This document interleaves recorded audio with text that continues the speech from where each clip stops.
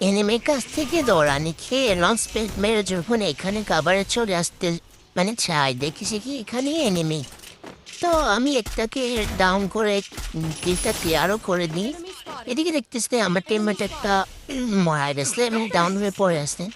আমি ওনাকে রিভেটটা দিয়ে দিই, দেওয়ার পরে আমি একটাকে মেরে দিই, দেখতেছি এদিকে একটা এসে আমাকে মেরে দেয়। এটা কি ক্যারেক্টার গেরিনা দিচ্ছে, মাথা মেরাজতে পুরো খারাপ হয়ে যায়। এরপরে আমি আর আমার যে আরেকটা টিমমেট ওরা রিভাইভ পাই নাই, ওরা দুজন মিলে খেলতেছিল, মানে আমার দো পার্টনার আর একটা যে যে ছিল ওরা দুজনই খেলছে, আমাদেরকে আর রিভাইভ দেওয়া হয় নাই। এখান থেকে না আমার টিমমেট কয়টা মানে আমার দো পার্টনার কয়টা অন্যজনের কিল চুরি করে প্রথমে একটা নিয়ে নিচ্ছে ওই ক্লিপটা নেওয়ার জন্য আমি বলে গেছি। তো এখানে একটু মানে ভালো না, আমি যেটা মনে করতে চাইছি আর কি, দেখেন একটা চুরি করতে এখানে যাওয়ার কি দরকারটা ছিল, নিজে নিজের সামনে গিয়ে মারা গেছে। তো লাস্ট পর্যন্ত আমরা এই ম্যাচটা বুইয়া নিয়ে নিই, কি হয় দেখেন আপনারা দেখতে থাকুন। এখানে দেখেন আবার আমার ডোপারটাকে রিভেভ দেওয়া হয়েছে, মানে আমাদেরকে রিভেভ দেওয়া হবে না, আমরা দর্শক হিসেবে দেখবো আর কি ওদের গেম প্লেগুলা।